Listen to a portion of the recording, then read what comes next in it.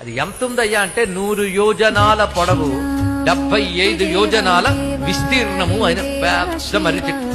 అంత మర్రి చెట్టు ఎక్కడ ఉంటుందంటే కైలాసంలో ఉంటుంది. అలాంటి అద్భుతమైన మర్రి చెట్టు కనబడింది. ఆ మర్రి చెట్టు కింద ఒక్కడు కూర్చున్నాడు, ఒకడే ఏకాంతంగా కూర్చున్నాడు. కూర్చున్న వాడి చుట్టూ తలలు పండిపోయిన వృద్ధులు కొంతమంది చుట్టూ కూర్చున్నారు.